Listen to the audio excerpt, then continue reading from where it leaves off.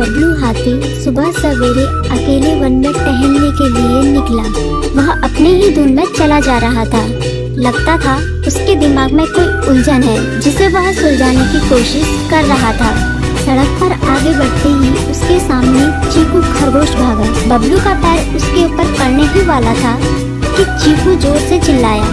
उसकी आवाज सुनकर बबलू ने अपना पैर पीछे खींच लिया। कहाँ खोए हो बबलू भाई? कहीं नहीं, बस कुछ ऐसे ही सोच रहा था। किस बारे में? तुम जानकर क्या करोगे? शायद मैं तुम्हारी कुछ मदद कर सकूं। तुम तो जानते हो आजकल वन में कितनी चोरियां हो रही हैं और चोर का कोई अता पता ही नहीं। इस बात को लेकर वन के सारे प्राणी चिंतित थे। वे वहाँ खुद को सुरक्षित महसूस नहीं कर रहे थे।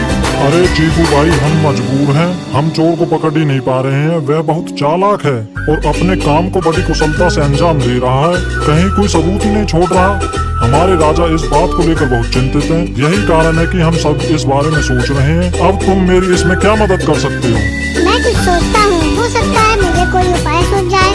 प्रयास करने में कोई हर्ज तो नहीं है। तुम ठीक कहते हो चीकू, लेकिन वन के गुप्तचर भी अभी तक इसका कोई हल नहीं निकाल सके। इतना कहकर वे चुप हो गए।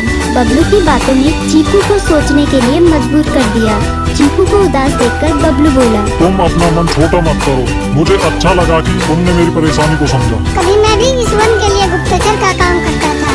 एक बार मेरी टांग टूट जाने से मेरे अंदर फुर्ती नहीं रही। तब से मैंने यह काम छोड़ दिया।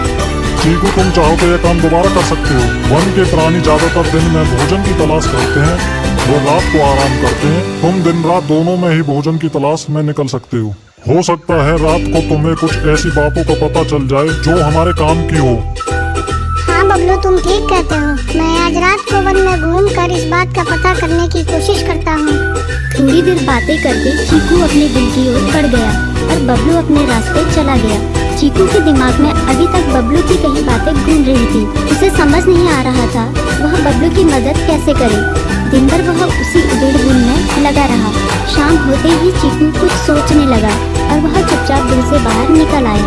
चीकू की पत्नी ने देखा तो बोली, इस समय कहाँ जा रहे हो? बाहर खतरा है। खतरा तो सुबह भी रहता है, लेकिन खतरों से डरकर हम भूखे तो नहीं मर सकते। मैं बाहर घूम कर आता हूँ। इतना कहकर चीकू रात को दिल से बाहर निकल आया। कुछ दूर जाकर उसकी नजर बंकू उल्लू पर पड़ी जो कुछ ही दूरी पर था। वह पेड़ की डाल पर बैठा अपनी गर्दन चारों तरफ घुमा रहा था। वह तेजी से पेड़ की एक डाल से दूसरी डाल पर उड़ रहा था। बंकू की नजर उस पर नहीं पड़ी थी। कुछ सोचकर चीकू पेड़ के पीछे से बाहर निकलकर थोड़ी खुली जगह पर आ गया और वहाँ से बंकू उल्लू को देखने लगा। बंकू ने चीकू को अंधेरे में भी देख लिया, पर उसने उसमें कोई उत्सुकता नहीं दिखाई और अपनी गर्दन चारों ओर घुमाता रहा। चीकू बड़ी देर तक बंकू की हरकतों पर नजर रखे रहा। वह थोड़ी देर तक खुले मैदान में खड़ा रहा, पर बंकू ने उसे अनदेखा कर दिया। उसने महसूस किया कि बंकू के आसपास चमकू चमगादड़ भी मंडरा रहा था। कुछ देर वन में घूमने के बाद चीकू अपने बिल में लौट आया और सुबह होने का इंतजार करने लगा।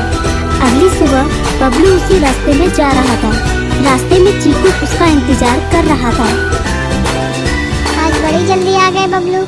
हाँ, आजकल मुझे चिंता की वजह से नींद नहीं आती। कोई नई खबर है क्या? यकीन से तो मैं नहीं कह सकता, पर मैं तुम्हें ऐसे प्राणी का नाम बता सकता हूँ जो शायद चोरों की मदद कर रहा है। कौन है वो? बंकू उल्लू। इतना कहकर चीकू ने रात की घटना उसे ज्यों की त्यों सुना दी। इसे सुनकर बबलू का माथा ठनका। बबलू की आंखें चौंधिया गई। तुम ठीक कह रहे हो। मुझे आज रात बंकू और चंपू पर नजर रखनी होगी।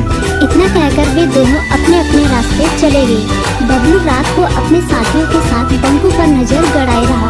उसके संदिग्ध गतिविधियों को देखकर बबलू ने उसे उसके साथियों चंकी और संकी लोमड़ के साथ पकड़ लिया। बबलू ने सख्ती से पूछताछ करनी शुरू कर दी। तुम इस समय बंकू चंपू के साथ क्या कर रहे हो? हम चारों दोस्त हैं, इसलिए साथ बैठकर बातें कर रहे हैं।